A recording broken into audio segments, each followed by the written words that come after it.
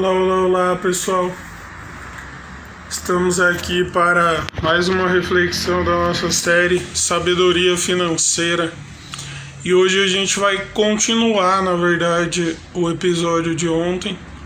Então vamos relembrar um pouquinho e a gente falou um pouco da questão de como a gente tem administrado as finanças nos tempos escassos e nos tempos abundantes. Se a gente tem usado as mesmas desculpas quando os tempos estão escassos e as mesmas desculpas convenientes quando os tempos melhoram, né, no sentido de que quando o tempo está escasso, eu não tenho recurso, então não vou investir nisso. E quando os tempos melhoram, agora eu tenho recurso, mas eu preciso aproveitar mais a minha vida com esse recurso, né? O que a gente tem feito, como a gente tem administrado esses recursos, né? E a continuação de hoje é a seguinte: daquele homem que tinha conseguido uma colheita abundante e depois desconstruiu os celeiros antigos para construir um maior, para caber os bens e a colheita. Depois ele ficou lá se gabando, né?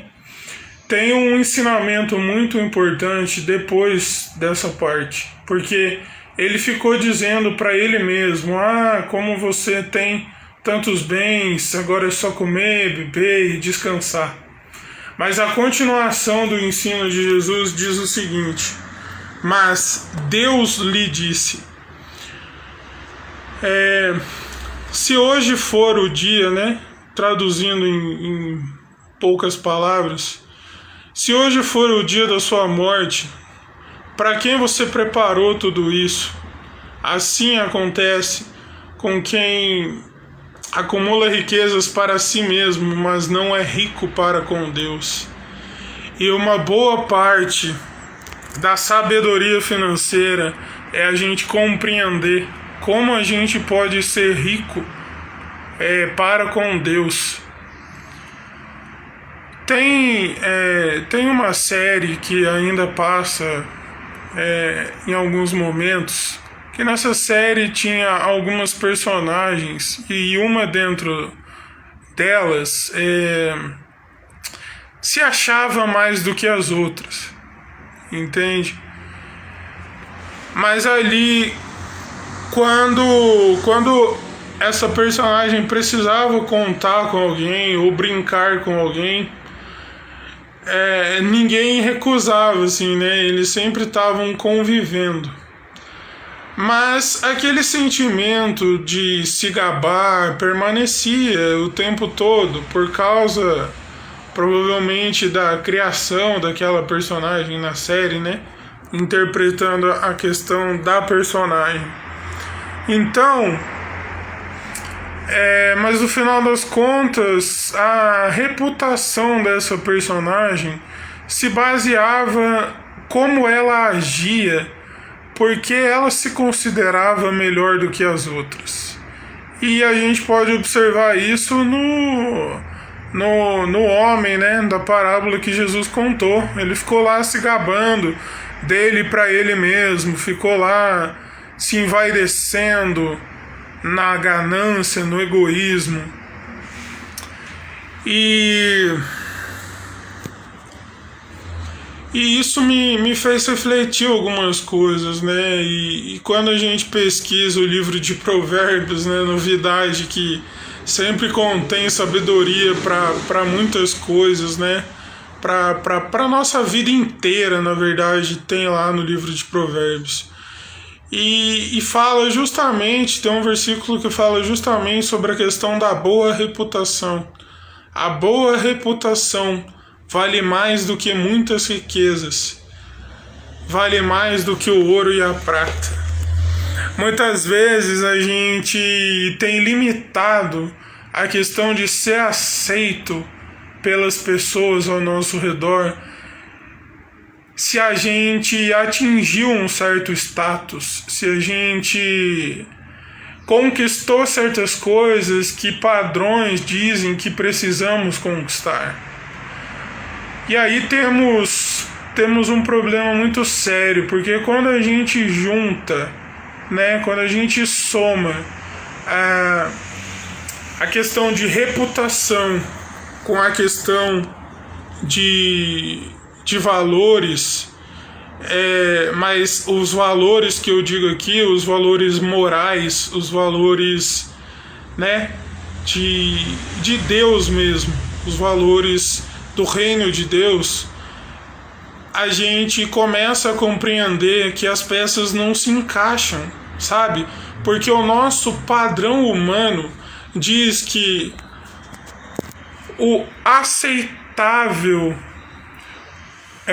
para determinadas situações em que precisamos conquistar um carro, ou uma casa, ou viagens, ou precisamos ter um certo estilo de vida para sermos aceitos em um determinado grupo.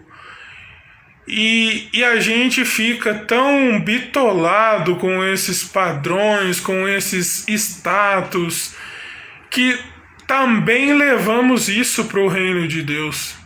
Sabe, carregamos isso dentro de nós para um lugar que certas coisas precisam morrer.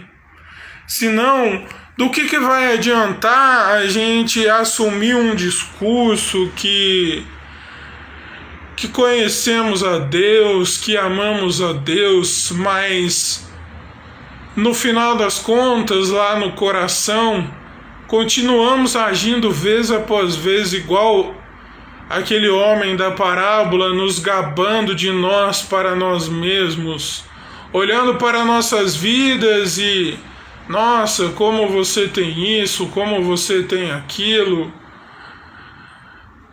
Aí a gente entra numa outra neura. A gente começa a entrar na neura de que as pessoas só se aproximam de mim porque eu conquistei certas coisas, então são todas interesseiras, todas querem tirar algo de mim. Mas a gente não cai na gente mesmo e não consegue perceber que a gente agia assim também. Quando a gente não tinha determinados recursos, determinadas amizades, determinado prestígio ou privilégios, a gente não se toca, não consegue compreender que a gente agia assim também. Como que a gente quer ter autoridade para criticar algo que a gente mesmo fazia? E é isso que esse homem faz nessa vaidade, nesse orgulho, nessa ganância, se gabando dele e para ele mesmo. Só que, sabe, Deus conhece todas as coisas, Deus sabe até o dia que a gente vai morrer. E quando esse dia chegar, do que vai ter adiantado acumular certas coisas, por exemplo, se nem o nosso memorial em determinadas situações será respeitado. Muito pelo contrário, será violado pelas pessoas, porque os bens acumulados vão se tornar motivos de contendas, de brigas, porque um vai querer se achar no direito que tem mais, o outro acha que não, sou eu que tenho esse direito, e fica nessa briga vazia, sabe? É igual a briga que Jacó criava com o irmão gêmeo dele por ser minutos mais novo. Ele queria ser o filho mais velho.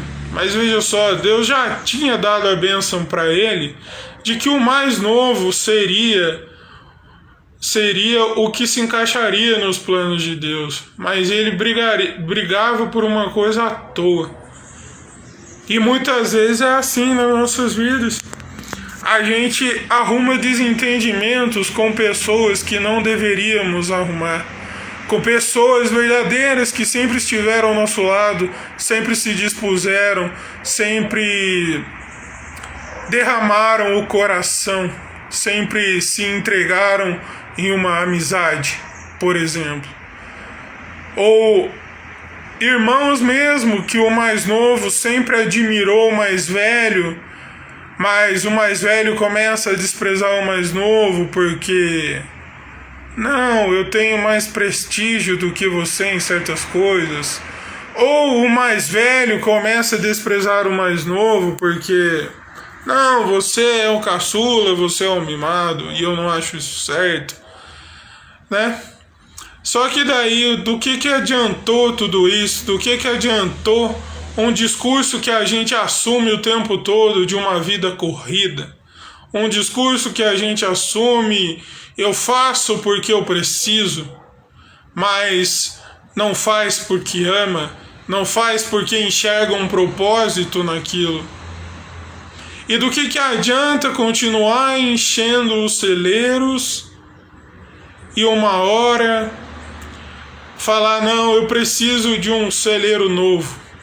Traduzindo isso em miúdos, eu preciso de amigos novos, mas os verdadeiros que talvez não tenham tantos recursos são os que sempre estiveram ao seu lado.